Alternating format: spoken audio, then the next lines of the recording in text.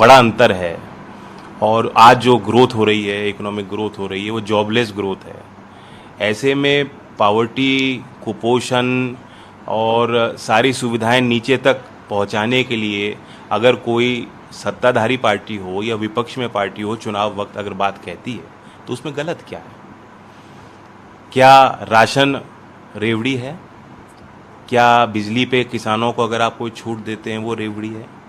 या कॉरपोरेट घरानों को आप लोन माफ़ करना चाहते हैं, या उनका टैक्स की जो दरें हैं उनको कम करते हैं, या उनके कहने से कोई नीतिगत प्रस्ताव और कानून ले आते हैं, क्या वो रेवड़ी नहीं मानी जानी चाहिए? तो सरकार का दायित्व बनता था, जब सरकार इस सुनवाई में खुद कह रही है, कोर्ट को ये सुझाव दे रही है कि आप एक समिति बना दें।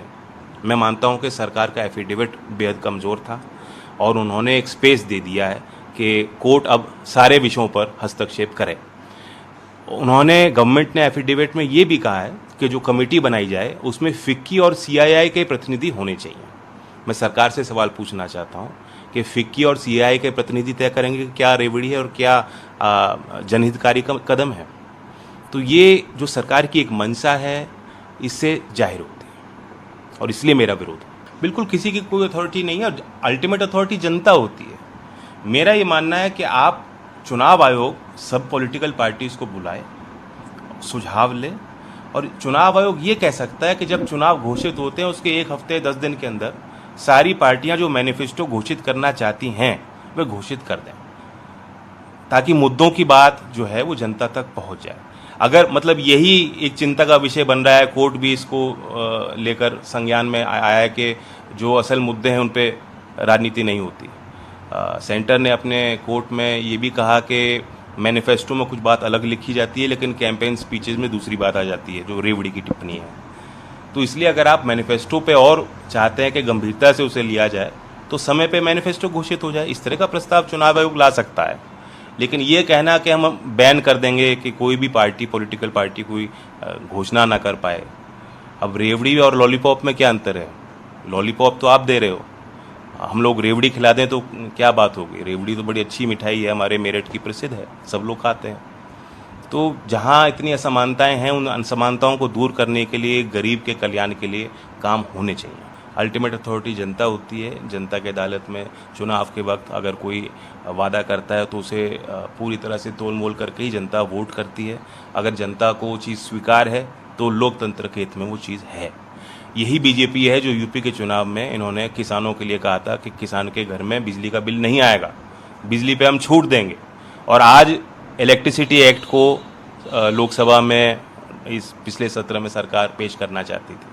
और अब इस रेवड़ी के पीछे भी मुझे लगता है यही मंशा है कि उस बिजली के नए कानून को सरकार पास करना चाहती है। आपने देखा है कि सरकार ने अपने एफिडेविट में ये भी प्रस्ताव दिया कि सीआईआई और फिक्की के साथ साथ बिजली विभाग के अधिकारी भी उस समिति में रखे जाने चाहिए। निर्मला सीतारमण जी ने भी बयान दिया कि बिजली के संबंध में कि बिजली पे आप जब छूट देते हैं तो जो वितरण की जो हमारी कंपनियां हैं उनका घाटा बढ़ जाता है। इस तरह के बयान लगातार सरकार की तरफ से आते रहते हैं। तो मैं पूछना चाहता हूं कि जो आपने यूपी के मतदाताओं को, जब अमित शाह जी ने कहा था कि किसी किसान के घर में बिजली का बिल नहीं आएगा, तो क्या वो रेवड़ी थी या लॉलीपॉप था, क्या था? बिल्कुल कॉर्पोरेट टैक्स जो आपने छूट दी है, लाखों करोड़ का नुकसान हो रहा है, वो फ्रीबी तो है। क्या सरकार और कोर्ट उसे फ्रीबी मानेगा? ये मेरा सवाल है। माननीय न्यायाधीश जब सुनवाई करें तो इस पे भी टिप्पणी करें। नहीं, ऐसा नहीं है। जो बिल्कुल अंतिम छोर पे व्यक्ति खड़ा है, ये उसके मौलिक अधिकार हैं। राइट टू लाइफ जो हमारे संविधान में चीज़ें इंश्राइंड हैं, जो उसका अधिकार बनता है, अगर सरकार उसको सुविधा, आज़ादी के 75 साल हम मना रहे हैं और 75 साल बाद भी अगर वो सुविधाएं हम लोग उसको नहीं दे पाए, तो ये क्या हमारी नैतिक और संवैधानिक जिम्मेदारी नहीं है? तो किस दृष्टि से उसको हम फ्री भी कहेंगे? किस दृष्टि से हम उसको रेवड़ी कह रहे हैं? ये उसका हक है। और जनता के अधिकारों की बात करना लोकतांत्रिक हमारा हक है। अगर इसमें कोई भी हस्तक्षेप करे, चाहे सरकार से हस्तक्षेप करे, चाहे कोर्ट हस्तक्षेप करे, मुझे नहीं लगता कि जनता इसे स्वीकार करेगी। रोजगार वो अलग सवाल है कि आप, सरकार ने भी, इसने, कोर्ट ने भी कहा कि हम इंफ्रास्ट्रक्चर पे स्पेंड होना चाहिए। एक राय हो सकती है किसी की कि आप इंफ्रास्ट्रक्चर पे स्पेंड करें, इस तरह से आप मुफ्त ना बांटें। तो अब वो इकोनॉमिक डायरेक्शन देश का क्या हो, वो अलग विषय है। और रोजगार आपको देना है, इसका मतलब ये नहीं कि आप राशन बंद कर देंगे, या आप गरीब को जो राहत सरकार को देनी चाहिए वो बंद कर देंगे, या किसान को 6,000 रुपये जो प्रधानमंत्री सम्मान योजना में दे रहे हैं वो बंद कर देंगे। उससे रोजगार नहीं पैदा होगा, उससे और गरीबी बढ़ जाएगी। मैं कोर्ट पे इतना सवाल नहीं उठा रहा जितना मैं सरकार पे उठा रहा हूँ। सरकार ने जो पक्ष रखना चाहिए था कोर्ट में, जो दलील देनी चाहिए थी, वो नहीं दी, इसलिए मैं आलोचना कर रहा हूँ। जो सिब्बल साहब ने कहा वो भी एक बहुचर्चित बात बन चुकी है, और जो कोर्ट का एक विश्वास और एक इकबाल होना चाहिए, मैं भी महसूस करता हूँ एक नागरिक के तहत। हम लोग बैठते हैं, बात करते हैं लोगों से कि जिस तरह से पेंडेंसी बढ़ती जा रही है, महत्वपूर्ण विषयों को लेकर ऐसा लगता है कोर्ट में सुनवाई की तारीख नहीं मिल पा रही, सर्वोच्च न्यायालय उन बातों को संज्ञान उन बातों का नहीं ले पा रहा, और दूसरे विषयों को लेकर आप देखते हैं कि तुरंत जब कोई पॉलिटिकल मैटर होता है तो तुरंत सुनवाई हो जाती है।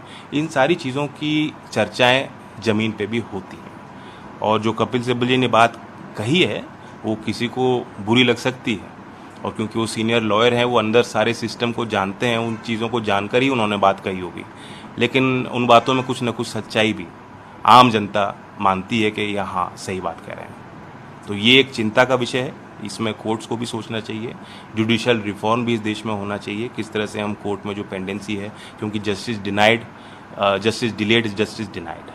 अगर 20 साल 30 साल एक आम व्यक्ति को लग जाएंगे और न्याय उसको नहीं मिल पाएगा तो उससे क्राइम रेट भी बढ़ता है और लोगों का विश्वास कमज़ोर होता है। देखिए, अभी सरकार नई बनी है, मैं पहले तो बधाई देता हूँ आदरणीय नीतीश जी को और तेजस्वी जी को भी, और आरजेडी और उनके जेडीयू का जो एक नया गठबंधन बना है, उससे एक नई उम्मीद पूरे देश में जागी है, और पूरा समूचा विपक्ष देश भर का मजबूत होगा।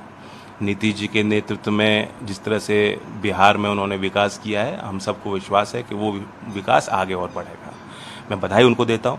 अभी नई सरकार जो है नया एक समीकरण बनाई है और लोग सवाल करना शुरू कर दिया है, ये भी लोकतंत्र है। लेकिन वही लोग जो आज सवाल कर रहे हैं उनको ये भी नहीं भूलना चाहिए कि अब 8 साल केंद्र सरकार को बने हो गए और स्पष्ट बहुमत वाली सरकार है, वो तो किसी पर निर्भर है ही नहीं। और इस सरकार को कौन रोक रहा है? जिस सरकार ने, जब ये विपक्ष में थे, इन लोगों ने वादा किया था कि 2 करोड़ नौकरी देंगे, इन्हें कौन रोक रहा है? हर साल 2 करोड़ उन्होंने दिया क्या? 8 साल में 7 लाख नौकरी देने वाली सरकार है, तो इनसे भी सवाल पूछे जाने चाहिए।